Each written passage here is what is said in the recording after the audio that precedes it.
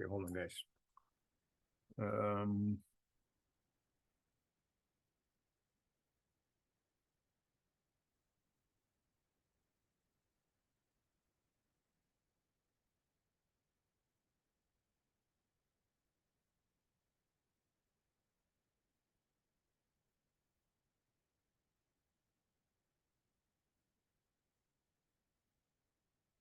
Okay, so let's see if that works.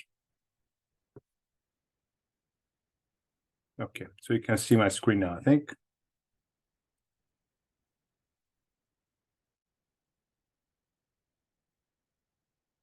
Okay, so today we're going to do financial statements, part of the chapter 15, I guess, analysis. And so let's see. Okay, so just a little background before we dive into some of the spreadsheets. So there are three primary financial statements that we're going to be looking at. Is the income statement, the balance sheet, and the cash flow statement. And those are probably the main statements you know. These are the statements that the company, publicly traded companies, they have to include as part of the audited financial statements. And by the SEC rules, they do have to have them ready on a quarterly basis. That's why it's called a 10Q. And you heard of 10K, which is the annual basis. So the SEC, the Securities Exchange Commission, requires the publicly traded companies to file one 10K, which is the annual, and three 10Qs reports.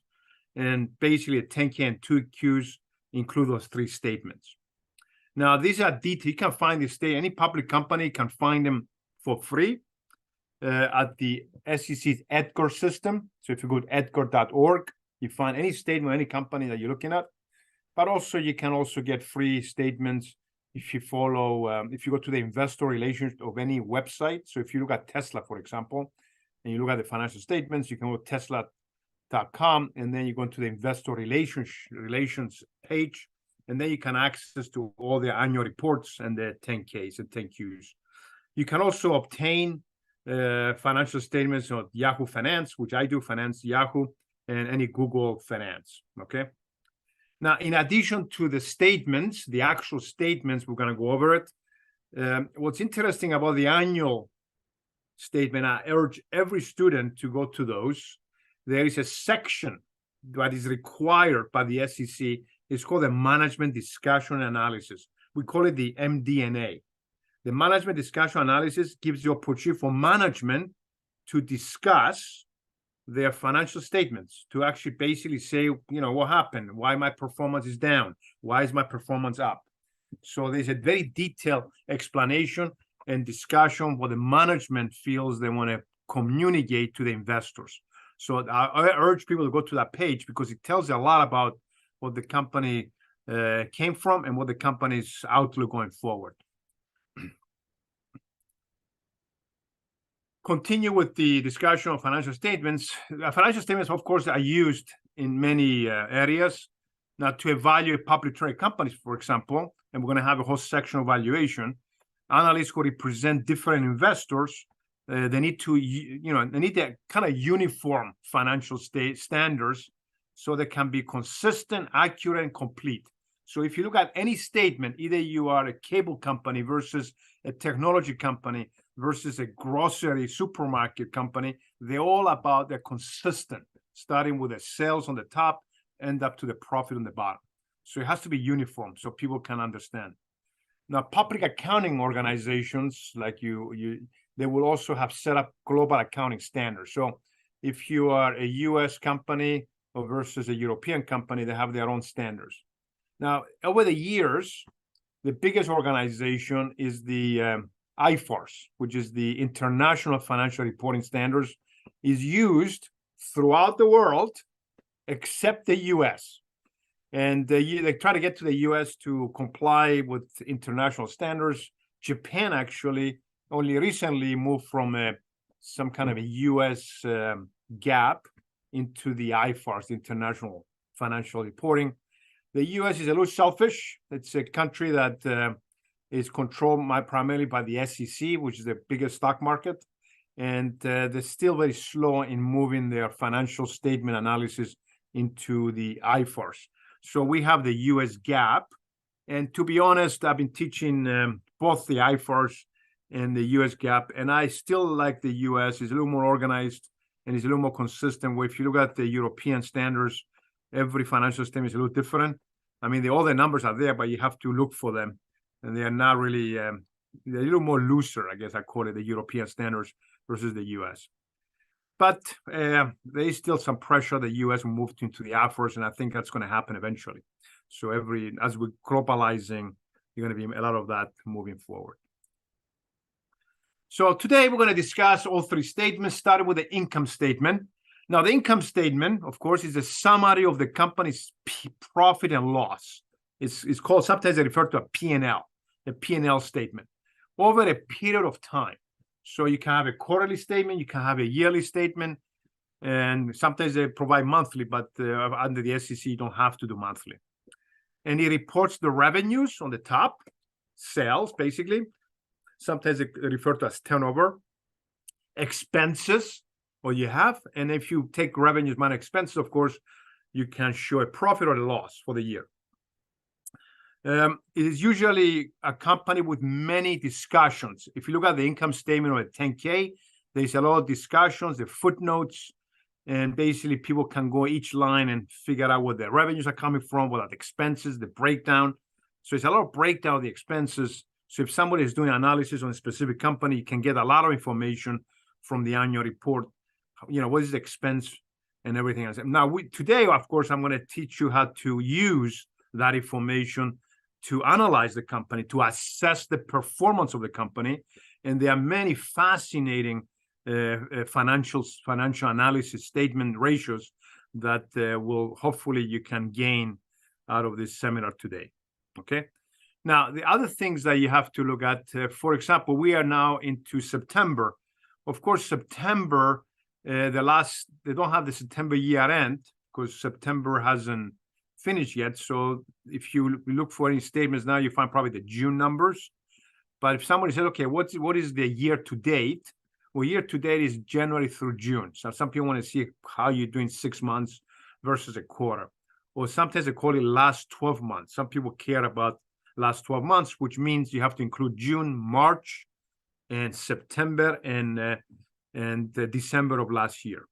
And so there are different ways you can look at numbers, but at the end of the day, I guess, depending on what you compare with, that would be the goal.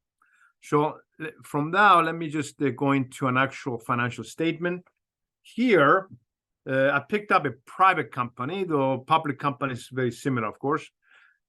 This company, Celerity Technology, it is a semiconductor business. It's a technology company. And this company chose, and this is basically their choosing, is to show the revenue breakdown, the sales breakdown by geography. It is not required by the SEC to break up your sales. I mean, the companies do that themselves because they want to make a point.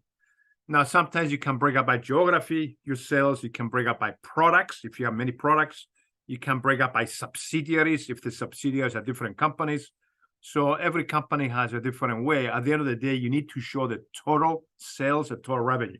So if I look at this company, Celerity, it breaks down the revenues by geography, which means this is a US company.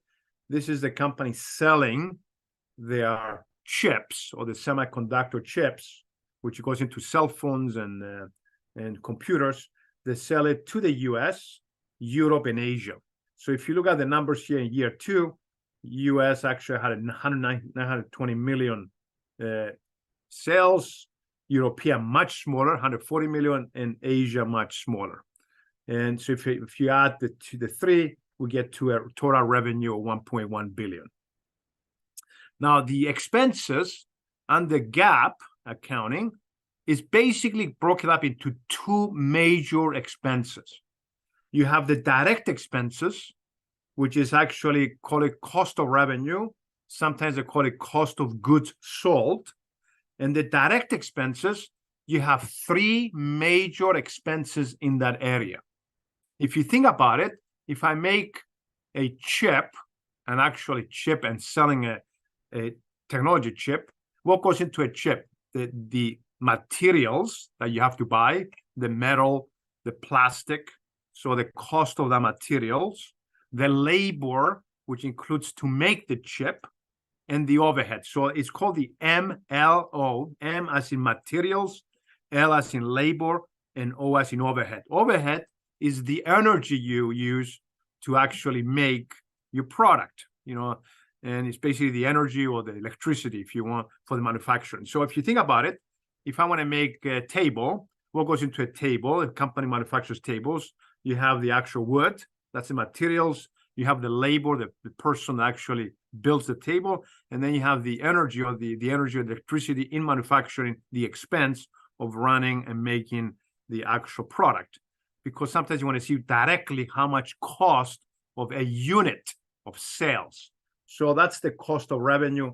As you can tell here in looking at our example, Celerity has 350 million of cost of revenue against a 920 of revenue, and you can actually start building margin.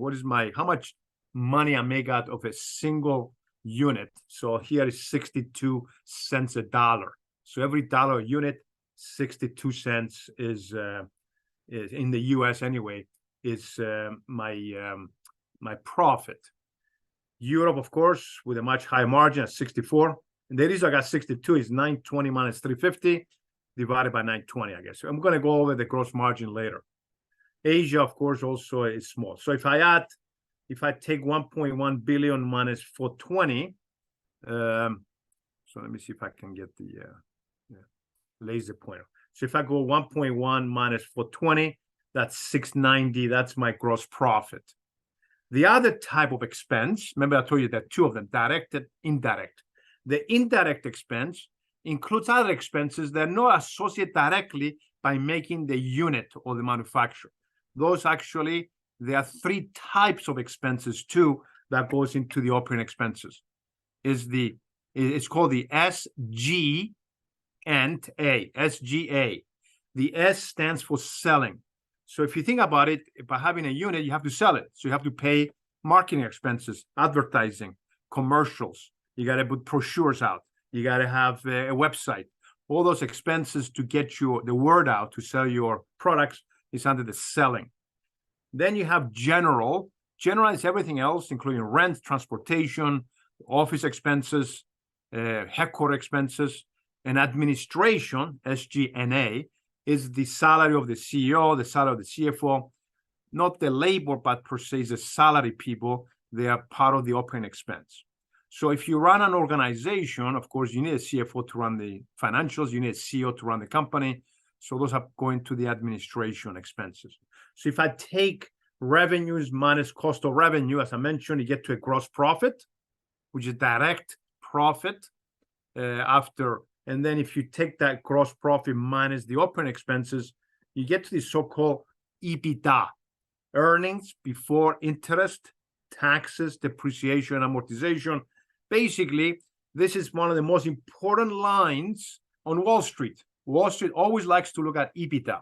EBITDA, it is the profit or very close to cash flow that the company has on a year-to-year basis, on a quarter-to-quarter basis.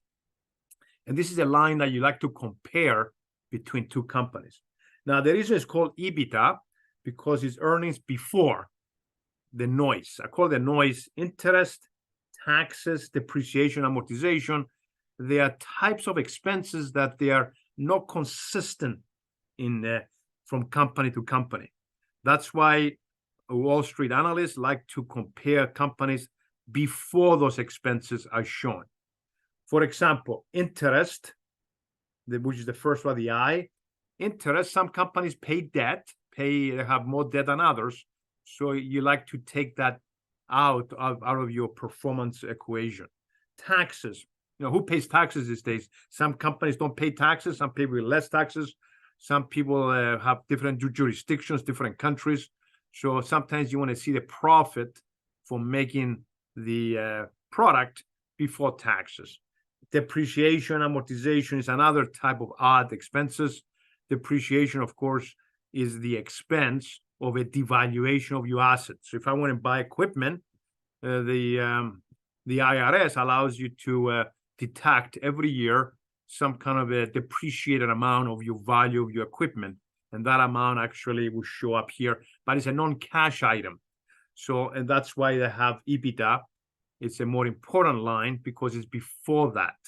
And depreciation expense, it is, again, a very judgment, how you use depreciation, how to apply for it, and things like that. And A is the amortization of intangibles, which is another kind of odd expense. So if I take, again, revenue minus cost of revenue to get gross profit, minus operating expenses, you get to an EBITDA. And then we start knocking down the DA. D is depreciation. I don't have here is amortization. Depreciation, as I mentioned, is a number that is the valuation of your asset. Let me explain that. Let's say a company buys a table as an asset. Well, if you look at the accounting, a table has a life of 4 years. So if I pay $40 for the table, I'm allowed to take $10 every year off my expenses, therefore paying less taxes. It is a tax scheme, if you will.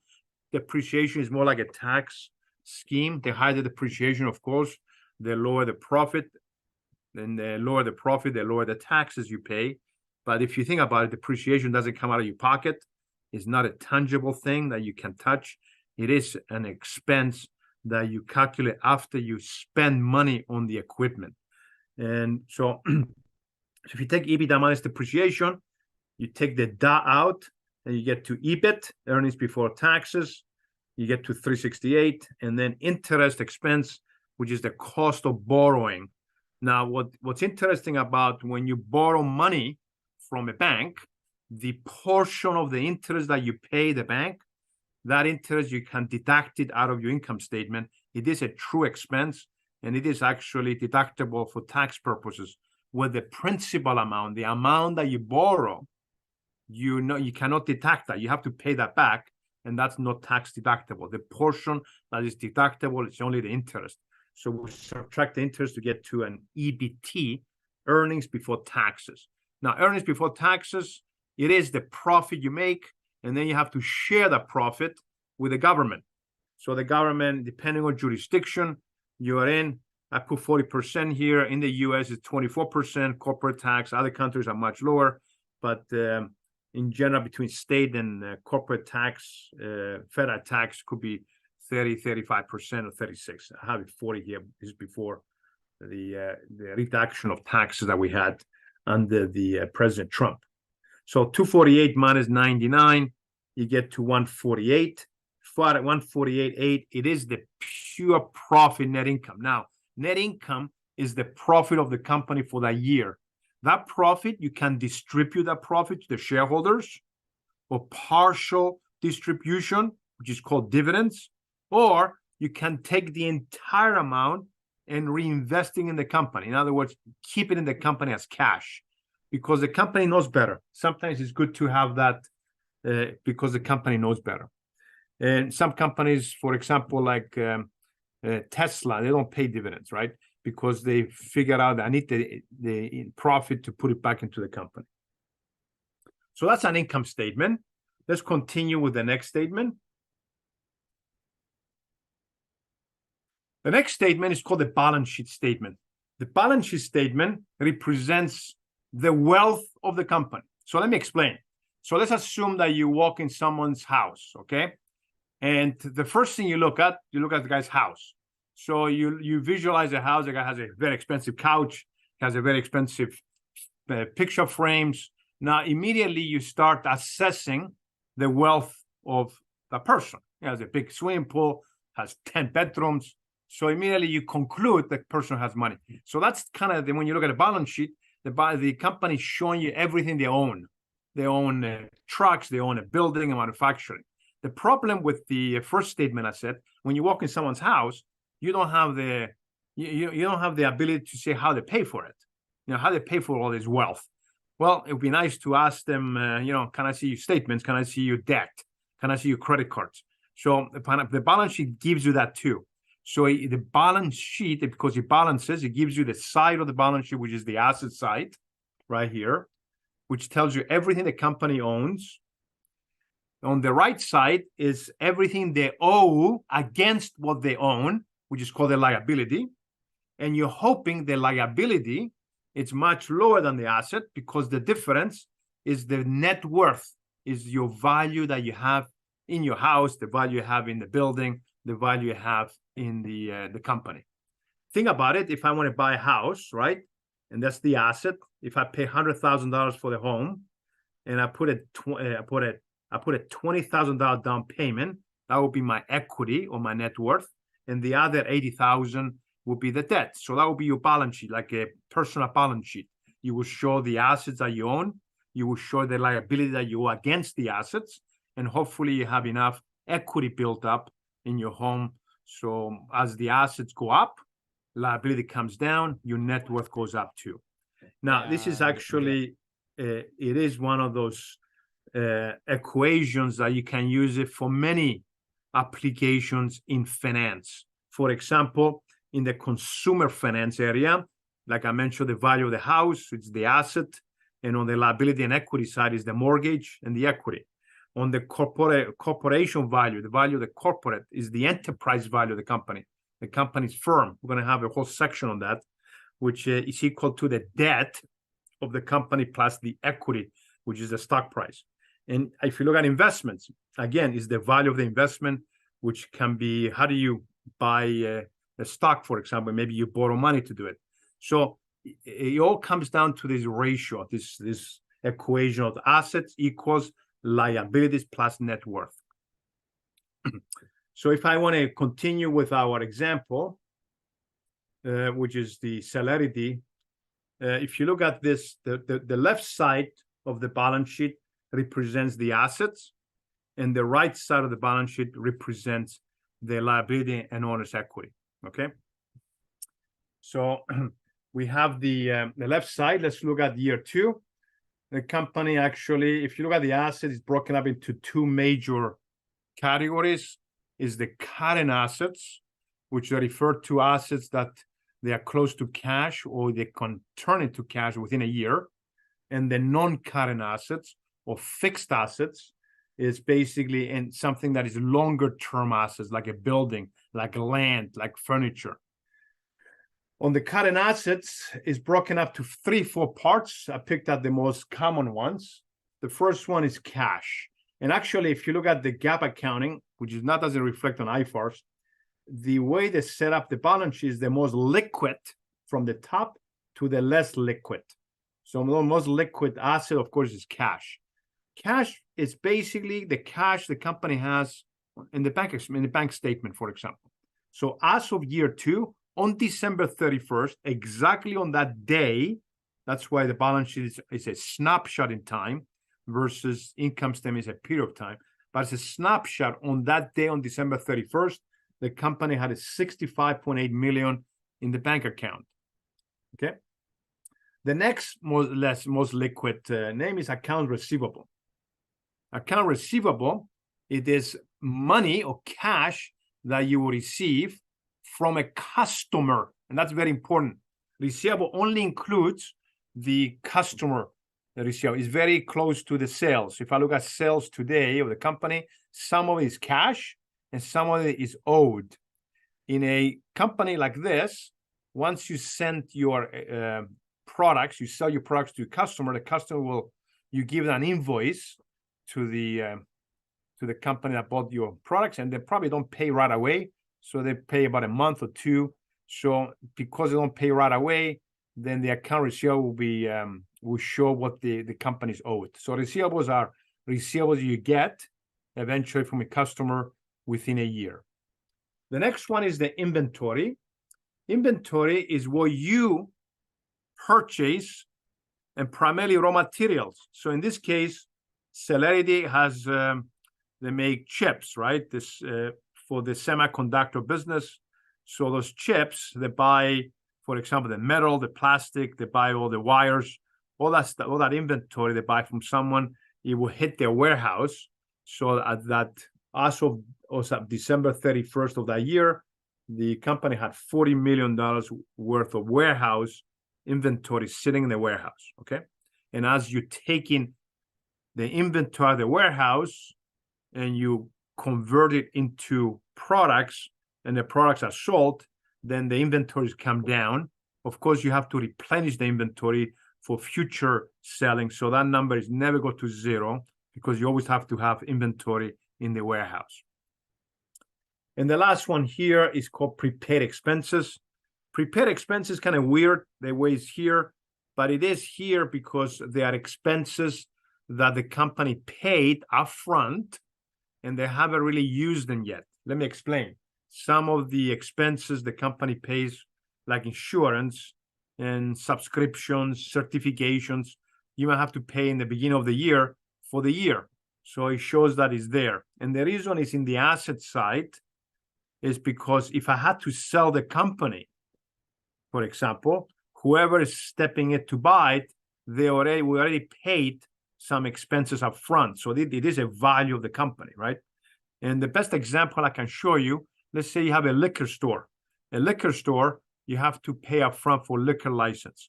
So if somebody buys your liquor store 6 months in, well, they're buying also the liquor license. So when they step in, they don't have to buy, they have another 6 months of liquor license that you sell with the company. So that's valuable for someone actually selling the company. It will show up in the balance sheet for that. So if I add all the current assets, I get to 174.8 million. And the property and equipment, of course, it represents the long-term assets. It is property, sometimes I call it property, plant, and equipment. It's basically the land, the building, the manufacturing facility, the furniture, the equipment, the trucks, the everything that is fixed assets, tangible assets, they call it sometimes, and represents what you pay for them. This number never goes down unless you sell it. It only goes up because you buy more stuff every year. So that's called a gross P&E if I add everything together. But the depreciation, we talked about it earlier, it is against those assets that you bought. Those assets become more used, right? You use them a lot, especially equipment that you use them all the time. So there is a natural devaluation of those assets as you buy them new and now they are used. Well, that differential between new and used is the depreciation. And that depreciation, of course, you have to show that. So the net P&E is the value of those assets as of that day. Again, the 3.125 billion is what you paid over time, since the beginning of time. I paid about 3 billion of assets to buy. I bought some building, I bought some furniture over the years, I bought some equipment over the years. So you're accumulating that number, and then you get subtracted by what the depreciation, how old those assets are. So that gets you to the net P&E. And then the last one here is called long-term investments. Long-term investments is investments the company has, which they are more long-term. For example, a joint venture. The company might have a joint venture investment with a Chinese company or any other company. It will show up here. So if I add all this together, I could say that Celerity Technology, as of December 31st of last year, they had a 3,184,800,000 of assets. And that tells you everything they own. It represents about $3 billion. On the right side of the balance sheet, it says, okay, how do they pay for this $3 billion over time? Well, there's some debt and some equity. So the right side, it gives you what is the debt against, or the liabilities, to be a little more technical, the liabilities against the assets that you purchase. And if you look at the liabilities and owner's equity, which is the right side of the balance sheet, the liability side is also broken up into current liabilities and non-current, long-term liabilities. So if you look at the current liabilities, is something that you have to pay. You owe money to your vendors, for example, to others, and that's broken up into different categories. The first line of current liability is called accounts payable. Now, accounts payable, you got to be careful. This is the money that you owe as a company to your vendors. That's it. So remember, vendors are the ones that they sell you the inventory. So accounts payable is the first cousin of inventory. We're going to see some analysis now between inventory and payables. Also, it is part of the cost of goods. Remember the cost of goods in the income statement, which is the cost of the inventory. So all those three items you'll see later when we do the analysis are very important because it tells you how quickly you buy your inventory and how much money you owe against the inventory. So those are the kind of the vendor. Accounts payable only deals with a vendor. It doesn't deal with anything else. It has to be related to the business that you are actually selling. Accrued income taxes is taxes that you owe short term, you have to pay within a year. Accrued expenses is the other stuff I was mentioning. If it's not to the vendors, to other people you owe. For example, let's say you have someone maintaining the building or someone actually cutting the grass of the headquarters, and it gives you an invoice. You owe money. Now, nothing to do with the company, what it does. So you throw all those numbers, all those accrued expenses that you owe yet into that line. And again, it's called accrued expense because remember, it's a snapshot in time. As of December 31st, you can tell it's all the money you owe out to the vendors, to the income tax, the government, and to other non-vendors expenses. What's interesting about GAAP accounting, US GAAP accounting, and IFRS, the international, which European standards, is GAAP accounting is the only accounting format that you have to break up the portion of the debt that you owe this year. Think about it. If I want to go and get a loan, a 10-year loan, I have to pay back over 10 years.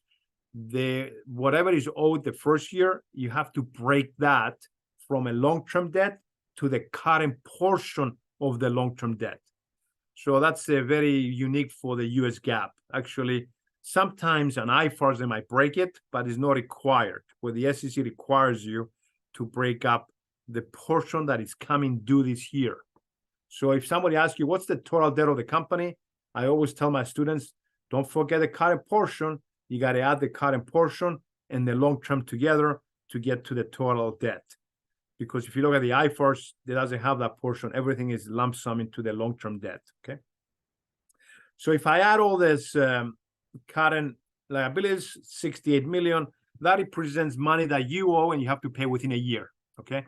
It is a short-term debt that you have to pay. Then you get to the long-term stuff, like a long-term debt. This is the borrowing. Maybe at one point the company borrowed, 1.2 billion, and they paid down over time. But that's the long-term debt that stays there on the balance sheet. Another item is called deferred income taxes, and deferred income taxes is income taxes that you owe, but you don't have to pay, after a year. So that's called deferred income tax. We're going to look at this deferred income tax later. It is an important line when we do the cash flow statement. If I'm adding all the liabilities, I get to 1.2 billion, and I stop right here. It's very good. So I always say, when you analyze companies, how much liabilities they have versus the assets. So the assets I've talked about is 3 billion, liabilities are 1.2. So basically, these guys have about less than 50% of the assets owed back as debt. It's almost like they don't use as many credit cards to buy your furniture equipment or whatever. They don't use as much debt. And so the difference between 3.1 and 1.2 is all built up into the ownership, the value of the ownership, the equity. The owner's equity is broken up into many parts, but I did actually categorize into three categories. The first one is called common stock, and common stock represents the initial capital that you did, the initial capital, and that kind of thing. Somebody's asking, did you get account receivable, Jiang? Do you want me to repeat it? Account receivable is what you owe, what you're going to get from the vendor, the inventory, whoever is selling inventory. So this company is a chip manufacturer. So you buy a lot of material that goes into the chip. I just saw the question, I'm sorry, on the chat. Okay, hopefully you got that. Okay, continuing, just to finish the equity, paid in capital is any additional money that came in. Remember, common stock is the initial. Now, common stock doesn't really go down or doesn't go up.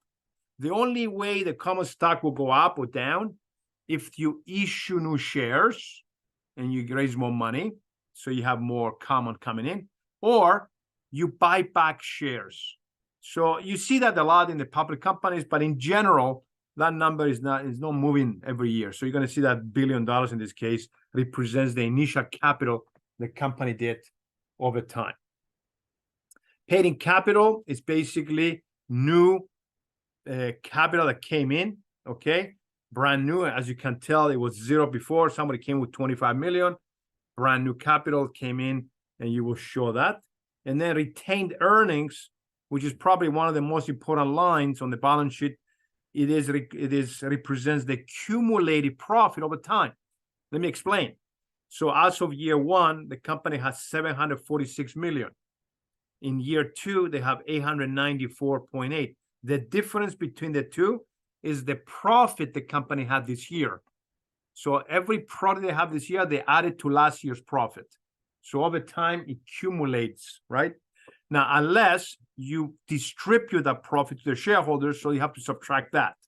But retained, the word retained tells you a lot, is the profit that you kept over the years and you haven't distributed. So that's the retained earnings, the profits.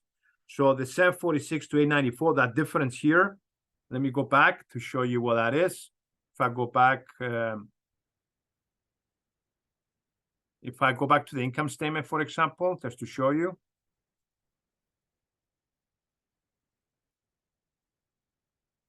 See the 148 million here, 148.8. That's profit in year two, and that will be added to last year's cumulative profit. So if I go back here, the 148.8 is added to the 746. So 148 plus 746, 894. So the next year, if you add another 100 million, the 894 is going to go up to another 100 million. So you accumulating all the profits, called retained earnings, unless you distribute it. In this case, Celerity doesn't distribute any profit. There's no dividends. So all the profit stays with the company. Okay. Okay, continue now with the last statement and the most complicated one, the most misunderstood. And at this point, let me explain the cash flow statement, and then we're going to dive into an actual spreadsheet analysis. And I want you to also open up the spreadsheet if you could. Maybe it shows up now, and you will, I could go back to see if you have that spreadsheet, but if not, then you got to follow me. Anyway, so the cash flow statement, it represents the cash inflow and outflow of the company. Now, the cash statement, like any income statement, when it comes to measuring performance over a period of time, it is a period of time. Now, in a perfect world, you don't really need a cash flow statement. Perfect world meaning that all the income that comes in is cash. All the expenses that go out is cash. If it was all cash, then you don't need a cash flow statement usually. The income statement will tell you the same. But because we're living in the world of I owe you, you owe me, your income doesn't represent all cash. The income represents cash plus some money you're going to get later because you invoice. That's why you have to do a separate statement to track down the actual cash. And the most important lesson you're going to learn today, if some company is profitable, doesn't mean they can still go to bankruptcy as a profit. Why? Because the cash poor, all the income that they show, they haven't really received the money yet because the customers are not paying their bills. So you got to look at the cash and how do you convert cash? How do you convert income into cash? Somebody's asking a question. Okay, somebody goes back to explain accrued expenses and accrued income tax. So let me go back, try to answer some of your questions. If I go too quick, I apologize. So as I mentioned, the current liabilities represents money you owe as a company, right? I owe short-term, I have to pay within 12 months. The first one, accounts payable, is the money you owe to the vendors that directly involved with the product you sell, right? If I'm a furniture manufacturer, the vendors at wood, the wood guys that sell you wood, the forest products, that wood, that expense of the wood will show up there as a payable if I still owe the wood. Accrued income tax is tax that you owe to the government, but it's short term. Taxes you owe is accruing. In other words, you haven't paid it yet. Remember, the balance sheet represents a snapshot in time, how much money you owe as of that minute, right? Maybe the next minute goes down. And accrued expenses, everything you owe that is not related to the vendor. For example, if somebody breaks your door and you have to fix it, you bring someone to fix the door, it's going to give you an invoice. I owe money to fix the door, but the door has nothing to do with the company making chips, right? It is outside the vendor. So all the expenses you have. So hopefully that helps you, Katie. Okay. Going to the cash flow statement again. I'm going to give you this beautiful example. I like this example. So a perfect example that shows a cash flow statement is the as close to a perfect as possible is somebody, a 9-year-old, setting up a lemonade stand. If you think about a lemonade stand, you have a 9-year-old. The 9-year-old actually set up a lemonade stand. Let's call him Joe. Joe he gets $20 from his dad. He takes the $20 to buy a few things. The first thing he buys is $100, like a caps of $100 boxes. Sorry, a box of 100 cups, right? For $5. He uses the other $5 to buy the lemonade, the concentrated juice, I guess. And then he spends another $10 to buy 4 gallons of bottled water. But in this story, is everything you have to spend all your $20, right? So if you think about, if I look at the next figure here, and let's say Joe sells everything in the perfect scenario described, I mentioned before, in a humorous way. So this guy, that helps him with the $20 to start a lemonade business. Joe uses the full $20. And if you look at the income statement here, the expense will be $100, 100 cups box, it's $5 each. Lemonade is $5 concentrated and then $10 of water. So that's $20. And he takes the 100 cups, he sells $1 each. So $1 times 100 cups, he makes $100 minus 20, he gets $80. Now, what's interesting about this story, the $80 is the profit the lemonade stand did, but it's also the cash. Cash and income is equal in this case because you don't owe any money. Nobody owes you any money. Now, if I change the story slightly, so while he's selling the lemonade, let's say one of his friends, I'm going to call him, do you have a name here? Jimmy, for example, he comes in and says, okay, I need a lemonade. Billy, I have here, Billy. Billy comes in and says, look, I have some lemonade. And he drinks the lemonade and says, sorry, I forgot my wallet. So let me be right back. And let's say Billy never comes back, right? So now you have to close your books. Of course, the income statement is the same. I sold 100 cups of lemonade, $1 each. That's $100. I paid $20 for my expenses. So the 100 minus 20 is 80. But if you count your money, you only have 79. Why is that? Because it's the dollar owed to you that you haven't been paid. So now I have to set up a whole new cash flow statement, which tracks down the cash. You start with the income that you're supposed to get. And here you start building up accounts like money is owed to you. So 180 minus 1, you get to 79. You count your money, have 79. That's indeed. So that's why companies have to set up two statements: the income that tracks down the income and the money they earned, and cash that income that they haven't paid yet by the customers. So that's one reason you have to do a cash flow analysis, is the timing difference. It deals with the timing difference of receiving the cash after you sell your product, okay? And we're going to see that later when we do the cash flow statement.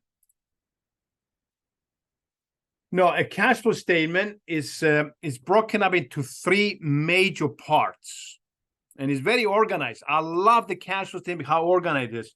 The first part is the operating activities. and we'll discuss that, which is actually, if somebody says, what is operating activities? It's called the working capital. If you hear that referred to as working capital, you need money up front to do business. Unfortunately, that's where we are in this world. You need to buy inventory up front and then sell it. Well, if you don't have any cash, then you can't even start a business. So you need cash up front. You have to lay that cash up front expense, and then the revenue comes in later. So you need enough liquidity to run a business, and that will be measured in the cash flow statement as an operating activity. The other section of the income of the cash flow statement is called the investment activity. Investment activity represents equipment you buy, is the investment into the business for the future. For example, have to buy a new technology equipment, have to buy new features, new furniture, new equipment, new buildings, a new truck, a new car. That's in the investment activity. It's all about investing in the business and buying tangible assets.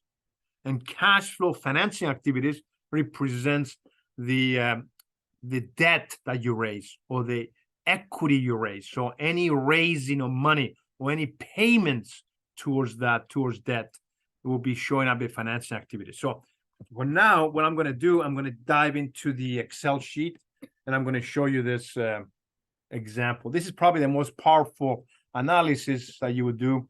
And this is very close to what the credit training program of major banks like Goldman Sachs, JP Morgan go through. So we're gonna see a little taste of that today. So with that, let me get out of my PowerPoint.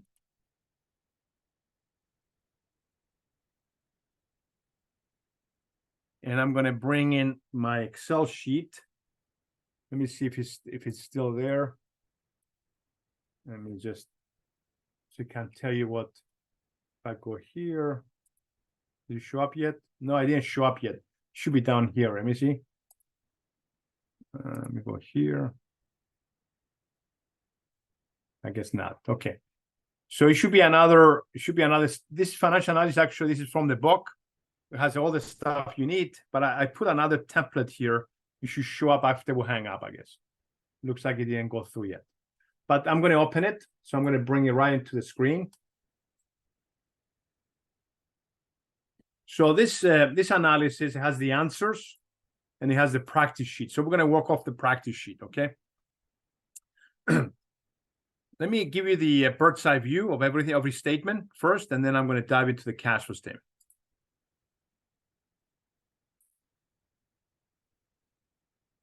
So if you look at the oops.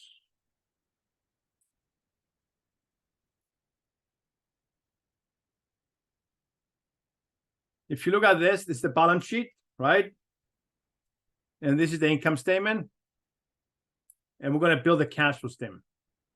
What's interesting about the cash flow statement, you don't need an income statement to build a full cash flow statement, because the cash flow statement represents the changes from one year to the next. Let me explain that. This is very technical, but very important. If I look at the balance sheet, guys, what is a balance sheet? Well, the balance sheet represents a snapshot in time. So let's look at this. Let me just make this bigger. So if you look at the balance sheet here, in year 2020, the company finished with 67,500. So on December 31st at midnight on 2020, the company, a quick snapshot, like a picture of the bank statement, the company has $67.5 million.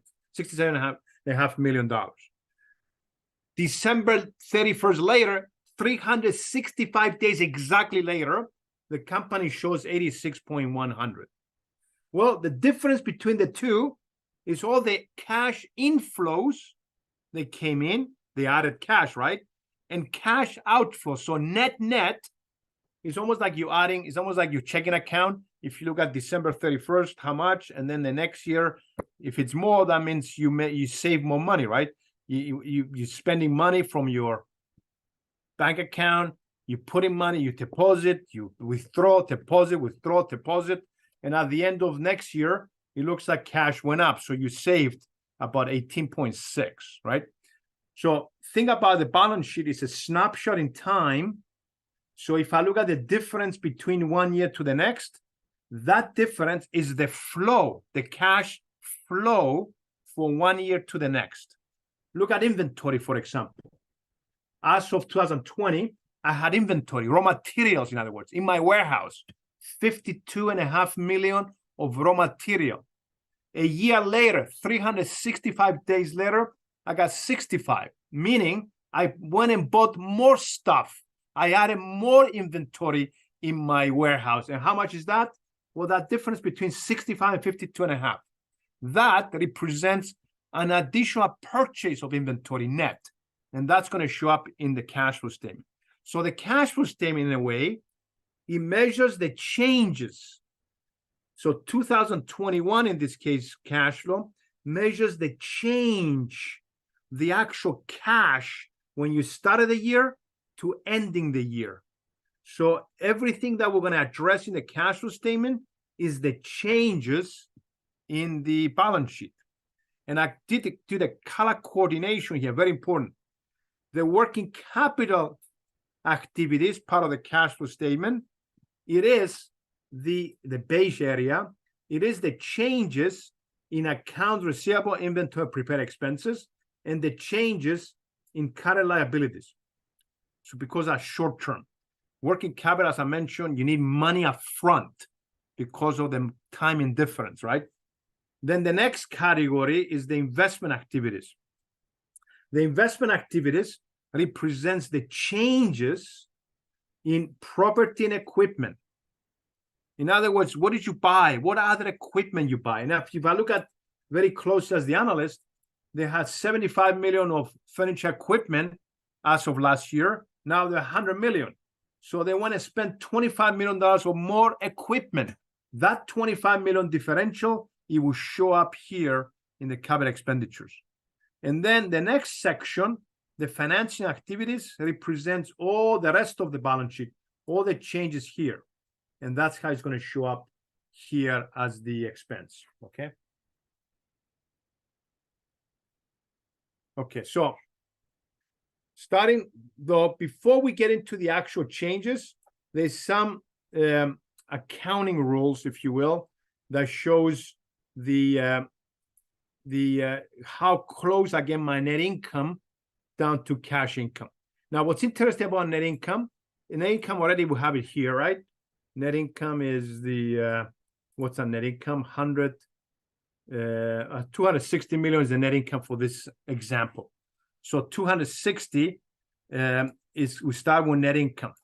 Remember we talked about the lemonade stand? You start with net income. We're supposed to make $260 million on net income, right? So, but we only added 18.6 million, the difference between the two, of cash. So the question as the analyst, hold on a minute, guys. You had 260 of income and you only saved 18.6? There's something wrong with this thing, right? What did you do with the rest of the money? Well, the cash flow statement tells you exactly what they did with it, because it starts with net income and it finishes with the actual cash flow. So it gives you the breakdown of how they spent their net income. Now, if they give all the money to the shareholders, that will be a very easy thing to see, one number.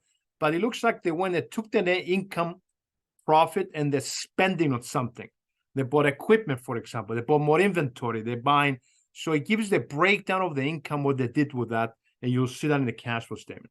So let's go into this. So here, net income. I can take net income, by the way. Remember, the net income also is the difference in retained earnings. That difference here between the two, that's the difference. So you don't really need an income statement. But since income statement was given to us, I'm going to pick up the 260 from here. So I'm going to go here. I'm going to say equal. And I'm going to pick up the 260 from here. So we start with that income. Again, cash flow statement. The purpose of cash flow statement is to reconcile income to cash. How much of the 260 actually you spend money and how much cash you save out of the 260. But before we do that, we want to clean up the net income. If you remember, I mentioned when we did the income statement, net income, it includes some non-cash items. like depreciation. Depreciation is not an actual cash. It doesn't come out of your pocket.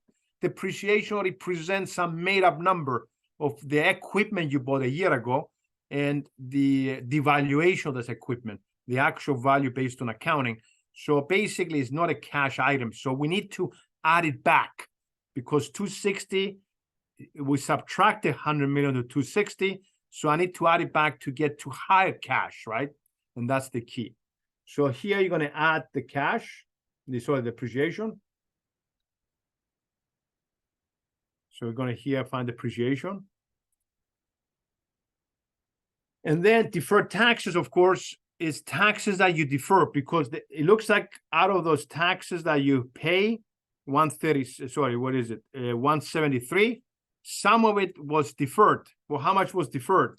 Well, it is actually, can look at it was 18 last year and it went to 22. So the change here is 4. So we defer 4.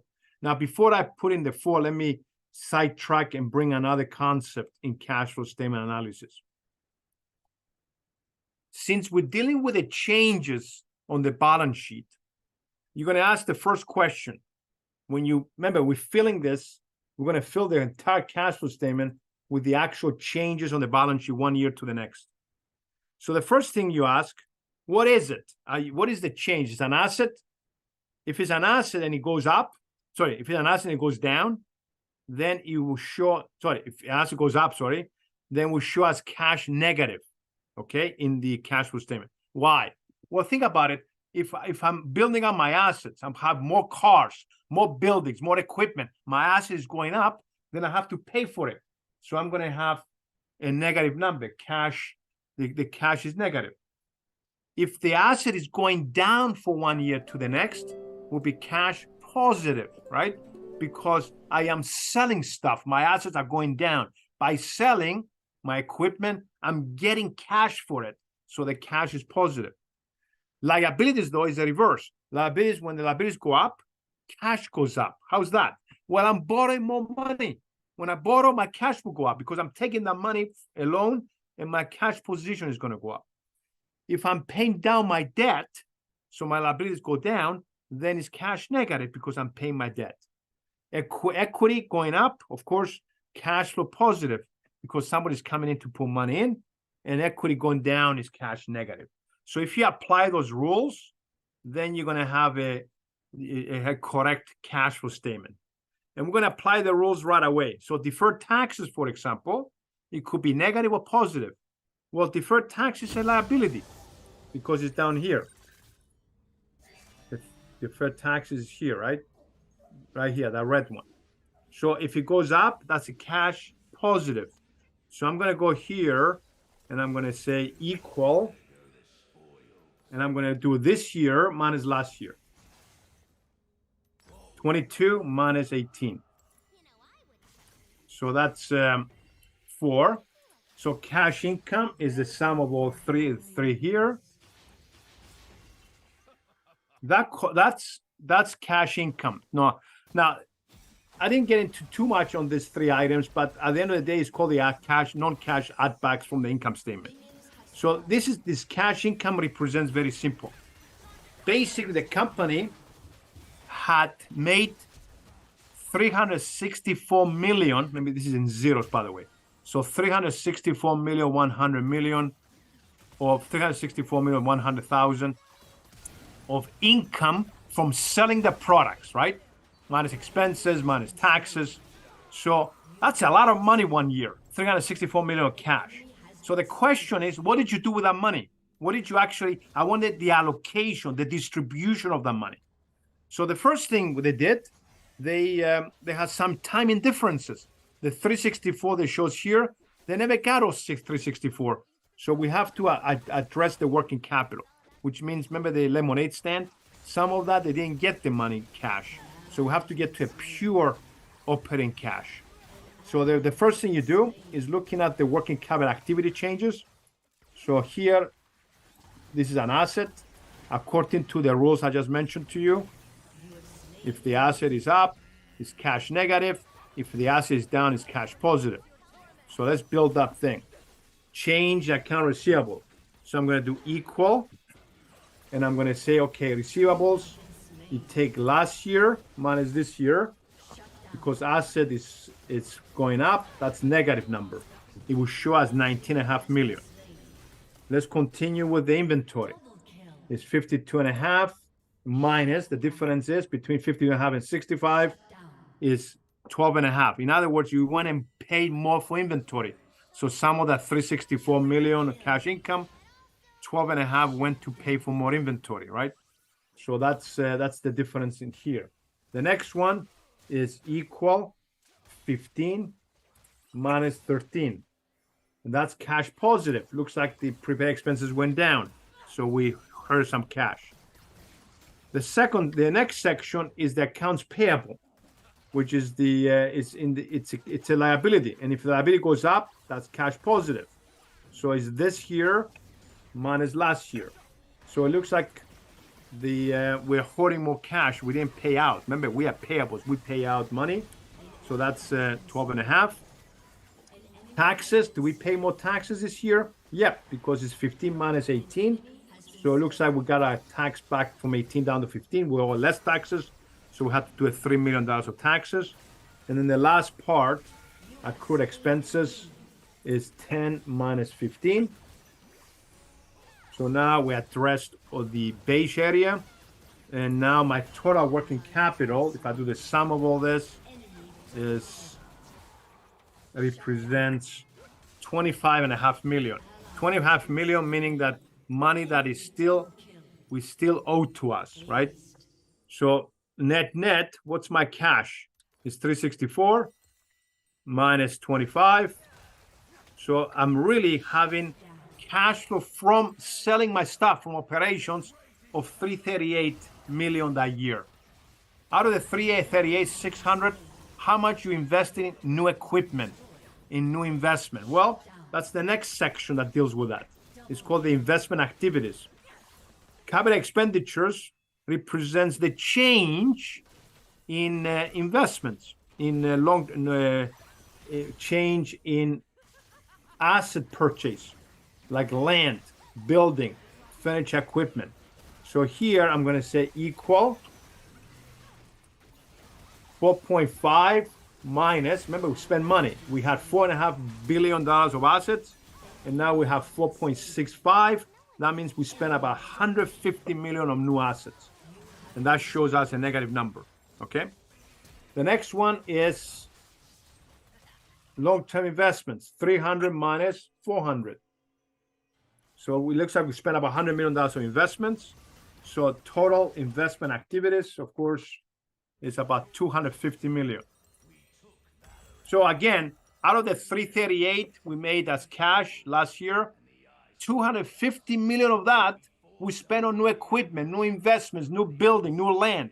So net, how much money left for us this year after we spent all that money? 338, of course, minus 250, we're down to 88 million this year. Well, the next category is, what did you do with the 88.6 million? Well, we still have some other stuff we did. For example, we paid down debt, for example. And that, the financing activity represents the blue area here. The first one is the current portion of long-term debt, which is the short-term debt. So how much of that we paid? Of course, we did pay nothing. So that's 0, 30 minus 30 is 0, right? Long-term debt is 1.7 minus 1.8. Looks like we spent $100 million paying down the debt. And then the equity contribution is this right here. It looks like somebody came in and gave us 30 million. So here I'm going to say equal 30 minus that. And now I'm adding all this together. Now that I've addressed every single line. So that's $70 million of financing activities. So if we had 88.6 million left, minus the 70. So we are adding to our cash flow that year 18.6. Well, let's see if it matches the one above. What was the beginning cash? Well, if I go to the balance sheet, I started with 67.5 for the year, and I added the 18 this year. So at the end of next year, at the end of this year, I should have 86,100. let's see the 86-100 matches this 86-100, and it does match. So when I give a test like that to the students, they have to build a cash flow statement. I see many faces, they're very happy because they match the 86-100 to the balance sheet. That means you correctly represented the negative and positive through the whole entire cash flow statement. So the cash flow statement, ladies and gentlemen, represents it starts with the income the company made for the year and how much of that income we retain cash for it. And it's 18.6, and 18.6 added to last year's cash, the balance sheet bank. So my bank now has 86-100. This is a very easy, I mean, it sounds like a complicated, especially if somebody hasn't taken financial statements, but let me demonstrate how quickly I can do this calculation. If I delete everything, so I say net income, you can time it now. I can do less than 3 minutes, basically. Net income, basically come here, right, down here, 260, and then it says depreciation. You add depreciation already in the income statement right here, 100, and then deferred taxes, I guess, deferred tax up here. You go plus, since the liability going up, that's a positive number. It's on the red part. 22 minus 18, that's 4 million. I add this two together, sum of this, right? I'm reviewing now, I guess. You add those together. So now it's the changes in working capital. The asset side, you always take this year minus last year minus this year. You copy, you copy down maybe the 3 lines. Then you come here, you go equal the other beige area, which is this minus that. And then you copy down that. You do the sum of that. So you address now all the working capital, all the changes in accounts in the current assets, current liabilities. So now how much OCF I have?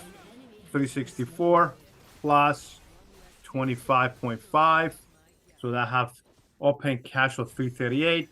So what did you do with the money? Looks like I spent some equipment. How much you spend?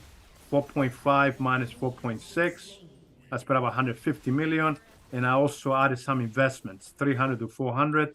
That's $100 million investment. So sum of all this, we'll get to 250, right? And then you go down to cash available for activities. So 338 minus 250, we get down to 88. So the last part is to deal with the financing activities, which is basically this year minus last year, which is 0 anyway. Long term is 17 minus 18. Sorry. Equal 17 minus 18. That's 200 million. And the contribution is addressing the last item because 1.5 doesn't change. So you don't address this, address the next one. Minus that. That's 30. Sorry. Something I did wrong. Instead of equal, I have to be minus. And then you do sum of all this, right? And then you take 88.6 minus this. So 88.6 minus, which is plus that number, 18.6. What's my beginning cash? My beginning cash is 67.5. So 67.5 minus 18, plus 18, sorry, it's 86,100, which is the ending cash, which is right, it matches right here, 86.6, 86.1. So that's how you build a cash flow statement, okay? Hi, Professor. I'm Yes. a little bit lost at the investment activities. Okay, investment activities represent all the equipment you bought. You bought building, you bought look at this, furniture equipment. You bought 25 million. Remember, furniture equipment, you finished last year with 75, now you have 100. That means you spent $25 million of new equipment, right? Building, it used to be 675, now it's 800. You spent about 125 million of renovation, for example. So I spent 150 million of new stuff, new building, new furniture, new equipment, new renovation. So the 150 million represents the expenditure, capital expenditure, which is expenditure on your assets. Make sense? Yes, thank you. Okay, so that's 150 Because million. I have a And then- quick question. Yes. Sorry. So for the when you talk about when the equity going up, the cash flow is going up as well, Yeah. right? But I'm Yeah, thinking because- Yeah, go ahead. if you if you are going to buy the equity back, that means you have to It goes down. buy the equity. The cash flow goes down, right? Yes. So that's The- it's not always that situation, right? Yeah, in this case, it looks like paid in capital used to have zero, so somebody came in and gave us 30 million of new money. That's why equity is Okay. positive. It is like new money coming into the company, right? Okay. That's the concept. you. Yeah, exactly. But you're right. If the common stock went down, which means we bought back stock, you will see that difference here as negative in the cash flow statement. Okay. Yes. Okay. Very good. Okay, makes sense. Thank you. Okay, and the last part I wanted to do, which we have about 15 minutes, and I may have to rush it a little bit. It's is the assessment, the ratio analysis. So basically, now you have financial statements, you have an income statement, cash flow, balance sheet. I say, okay, it tells us a lot. Let's look at those numbers and do a financial statement assessment. So the ratio analysis is broken up into various categories depending on what you're looking as the analyst. The first one is called the trend analysis. The trend analysis, you want to see if the revenue growing or is going down. So the first one is the revenue growth. And the way it works, by the way, in the financial statement, it has all the analysis that I put on the website. It will have the definition of each. So if I'm rushing it, you can always go back. So the revenue growth is equal, right? Let's look at the revenue over here. Revenue is over here, this side. It went from 1.4 to 1.6. So is 1.6. Sorry. Let me do it again. So here equal 1.6 divided by. Come on. Let me delete it again. So here equal 1.6 divided by 1.4 minus 1. So that's 17%. Looks like the revenue growth 17%. So that's the trend. Revenue growth is very important to show trend. That's easy, straightforward. That's one of the most important things to see if your revenue is going up. You can actually break down if the revenue of the US is going up. The European, you can actually break down that trend on each of the geographies. The next thing is called liquidity ratio. Liquidity ratio is how well the company manages cash. Manages cash. Okay? So basically, how well the company manages cash, and then I guess you can it's a bunch of ratios. The first ratio is called the current ratio. It's not a very good ratio, but it's very popular. Current ratio is current assets. So you can go here, current assets, that's the balance sheet test. Current assets of 251 divided by current liabilities. Basically, since it represents money you owe and money you get, do you have enough money coming in to cover the short-term money you owe? So, and that's what the current ratio. You want that number to be above 2 times. In other words, you have to have twice as much cash and money coming in to what you owe, short-term obligations. So you want to make sure that it's not below 1. If it's below 1, then you're out of cash, right? You have obligations, you don't have enough money to pay for it. That's the current ratio. The quick ratio is even better.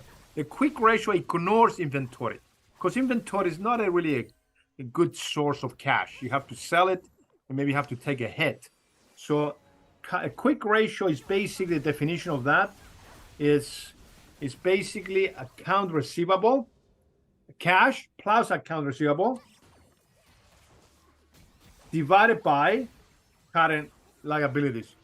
Do I have enough cash and money coming from my customers to cover my short-term obligations of 120? And it looks like we have enough, 1.4 times, about 40% cushion, I guess, if you will. It's not a very strong ratio. Maybe you want that to be close to 2, but that's what it is. And that can actually, and then cash ratio, it's even, it's only, do I have enough cash in the bank to cover all my short-term obligations? And probably it's going to be below 1, but it doesn't mean much because usually companies, they delay paying the bills anyway. So I don't expect to have all the cash to pay for all the short-term obligations of 1.20. Actually, it's going to be below 7. Which, okay, it's how you manage, but it's a good ratio to see how much liquidity you have in your balance sheet. So I'm going to copy this and put it here to see last year, to see if there's some improvement for 1 year to the next. The next one is called accounts receivable turnover. This, let me do the ratio and I can explain it. The account receivable turnover, it is a mixed ratio. The numerator of the is basically is the revenue. How much revenue you show that year divided by the average, and I'm going to explain the average receivable. So I'm going to take the 2 years of receivables, the average, just like that. And that's 21 times a year. But let me explain that into the next ratio. So if I take 365 days a year divided by that number, it looks like 16.7 days. What does that mean? It means on an average, your customers they pay every 16 days. That's pretty damn good. If you think about it, when you ask to pay something, when you get some bill in the mail, it gives you about 30 days to pay. So the company actually manages to get paid from the customers every 16 days. Basically, this is called account receivable days. And that's a liquidity ratio because you need enough cash. It's the worst thing if your customers don't pay. I'm working on some Cypriot companies, and I looked at the receivable days, and I get mad because a lot of the customers for the companies I'm managing, I'm looking as a CFO, they take 120 days to pay. They don't care. But you need to pay for your, people just don't care there, right? It takes 60 days to pay, 90 days. But you need to force the customer to pay. And there's some incentives to tell the customer to pay, maybe give them a discount. If you pay earlier than 30 days, I give you a 10% discount. So it entices the customers to pay. So that you want that number to be low because you want constant cash coming into your company. So that's another liquidity ratio. The other set of ratios is called the solvency ratio. Solvency ratio is how well the company manages debt. Okay?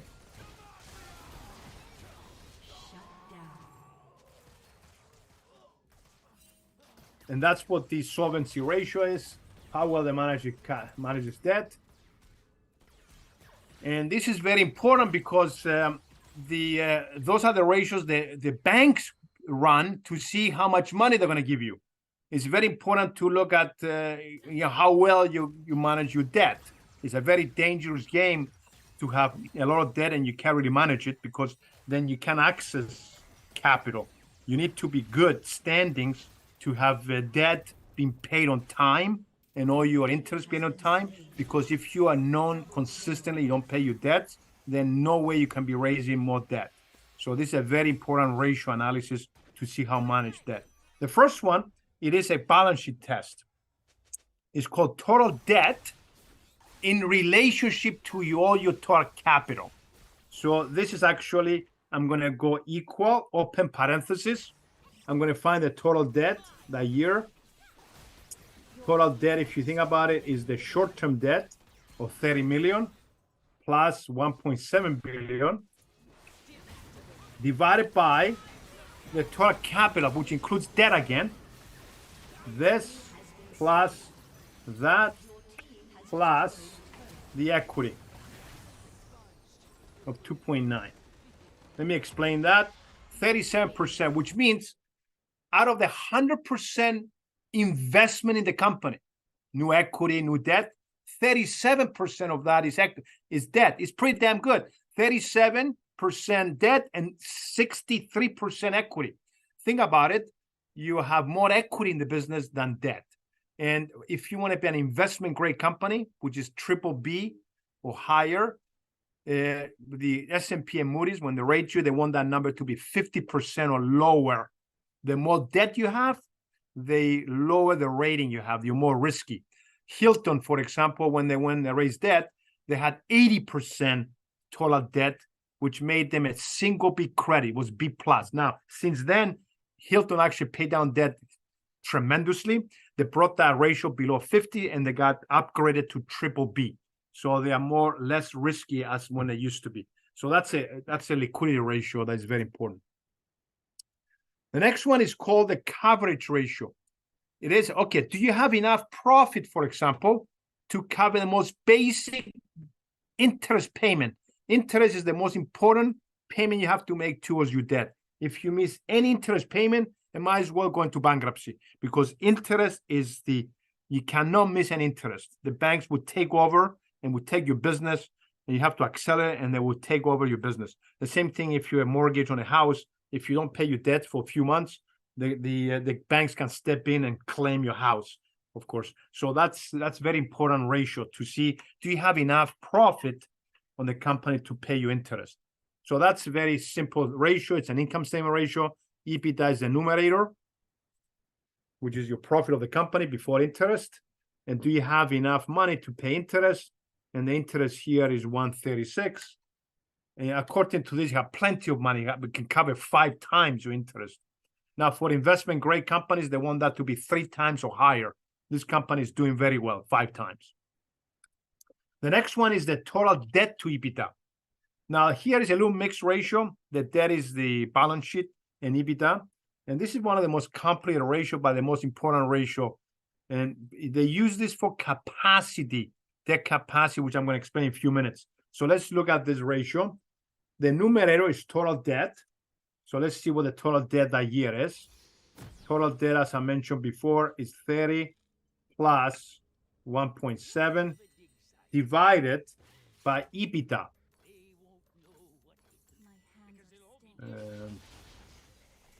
669. So that's 2.5 times. Let me explain that. So debt, you have about $1 billion, maybe $1 billion. What was that? $1 billion 7 plus 2. So let me see the debt again. How much? $1 billion 7. So how much profit do you have to cover all your debt? And basically 2.6 years. If I take all the profit and apply to pay debt, it will be 2.6 years. This is one of the most important ratios for the banks that use before they give you the money. In general, an investment grade company, you want that number to be 3 or lower. In other words, you need to cover your profit needs to cover 3 years of debt. Basically, that's how it's looked at. Now, sometimes they do six times. 6 times is a single B credit, and a lot of the banks use that as their debt capacity. They tell you, if let's say if I'm going out to raise money, I'll go to a bank and I said I need $1 million loan, they're going to ask you, how much profit do you have? So if I have 250,000, well, I can apply, I guess 4 times is fine. Anything less than 6 times. So they use that ratio to apply how much debt they can give you. Okay, that's the debt capacity. Now, if I take this whole thing and copy it to the left, I'll see if they improve the ratio in all the fronts. And it did, actually. Well, with the 41 was debt. They brought down the debt. This was improved, and this was improved. You want this number to be low in the bottom, right? The next couple of ratios, when I'm going to spend some time quickly. The next one is the activity ratios. Activity ratio is how active the company is. Look at a hotel business, right? A hotel business, one of the activity ratio is the occupancy rate. The higher the occupancy rate, that means it's more active. The hotel is more active. And a 90% occupancy means the hotel is 90% filled. So you can imagine a 90% occupancy hotel.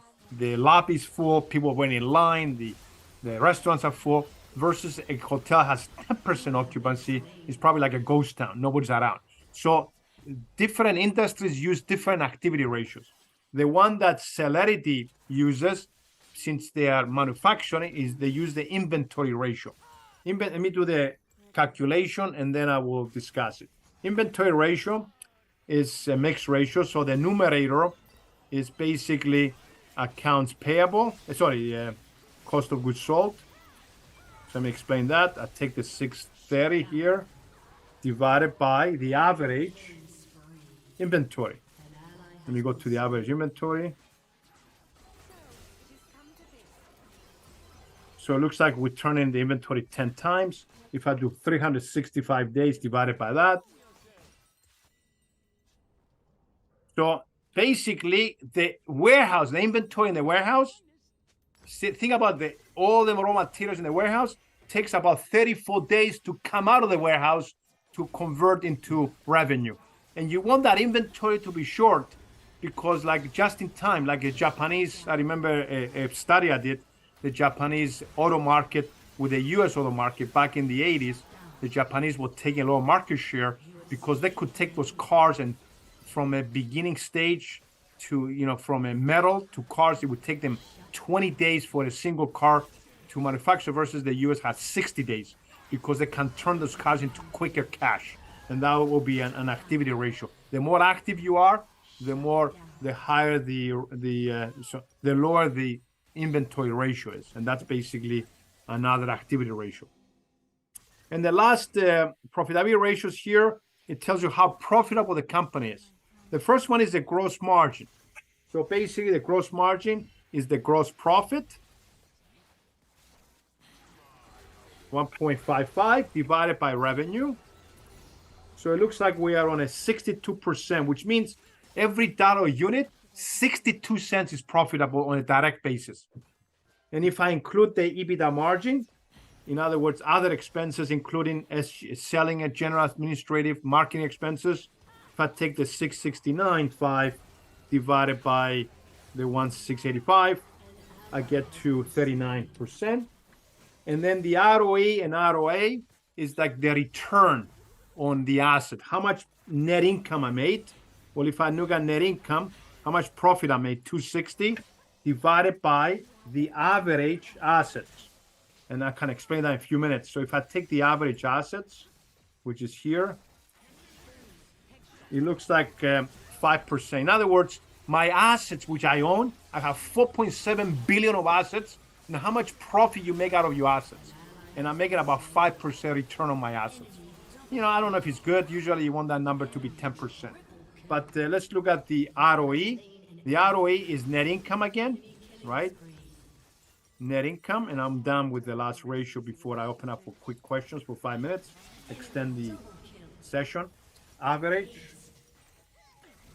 And open parenthesis. All the investment I have in the business. How much investment I have in this? About 2.9 billion of investments. So how much money do I make as a return? 9% a year.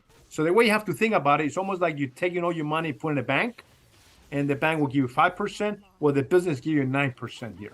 In other words, I'm making a little more than if I had to invest it some other feature. So 9% net income divided by the average investment you have in.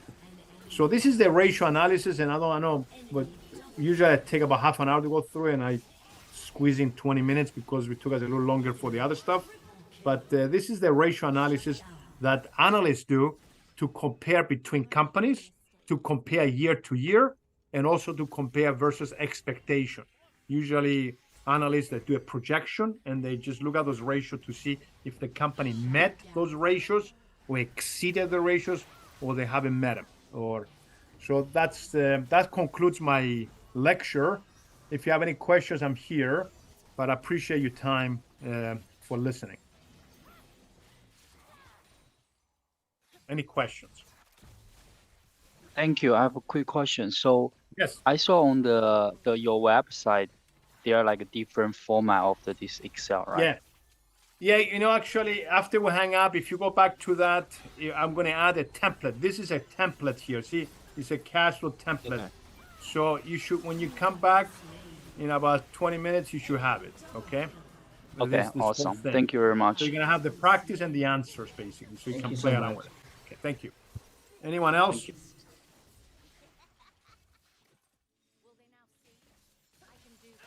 Okay, well, next week we're discussing a very important topic, equity markets. So if you want to learn anything about the equity markets, New York Stock Exchange, NASDAQ, and how equities work, dial in for next week. So thank you guys for listening, and we'll see you next week, hopefully. Thank you again.